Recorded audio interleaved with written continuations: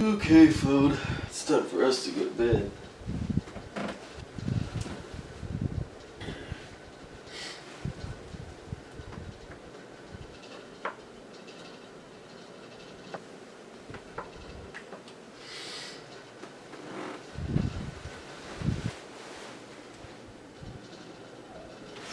It's a foam bed.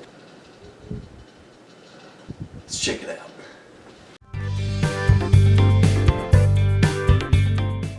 Okay, I got a whole assortment of different scrap wood here, eh?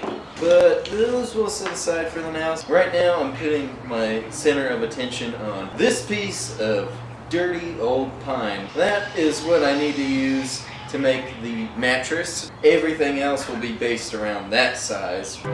Here, a rip cut. Here.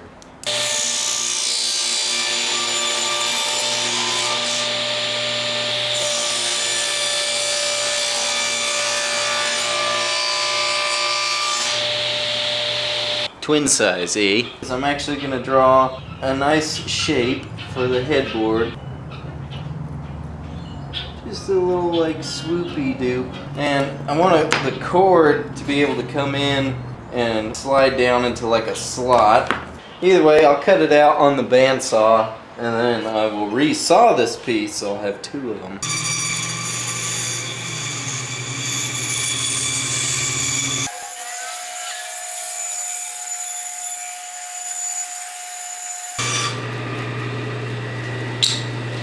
These little scraps of ebony that was left over from my salt and pepper shakers, and I'm going to use that to make the legs.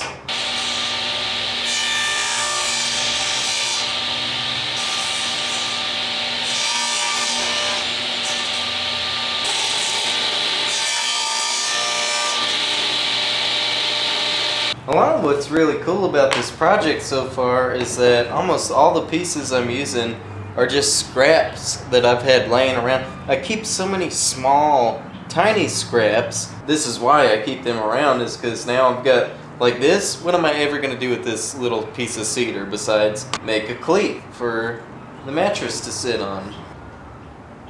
Down this, and just clamping on this little cleat that'll hold the bed.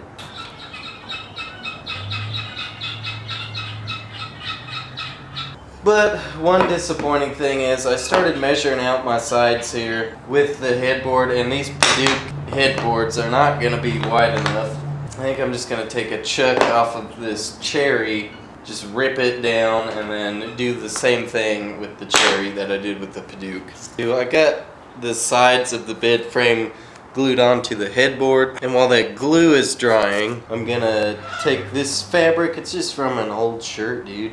Just tack it in with some little tacking nails.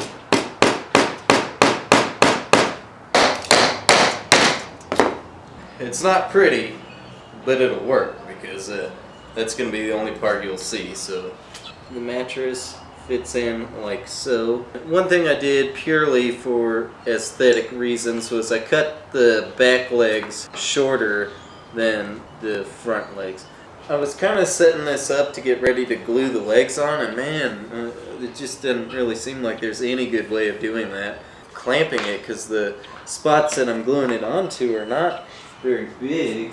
I think what I'm going to have to do is just tape them.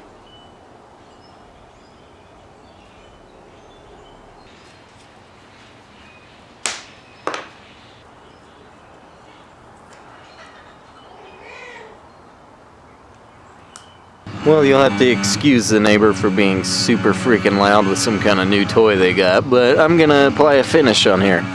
What else would you finish a phone bed with?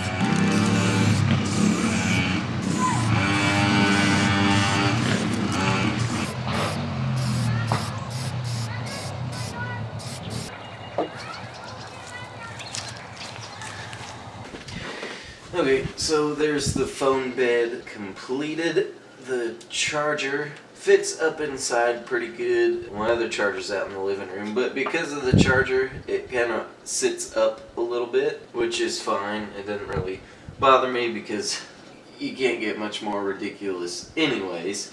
I don't know why you would want to make one. It's a very novelty idea, so I suggest you do make one, because why wouldn't you want this bed next to your bed? If you like this video, give it a thumbs up. Be sure and subscribe to Means Woodshop, because I post brand new woodworking videos every Friday. Click the notification bell so you do not miss a video. I'll see you next time.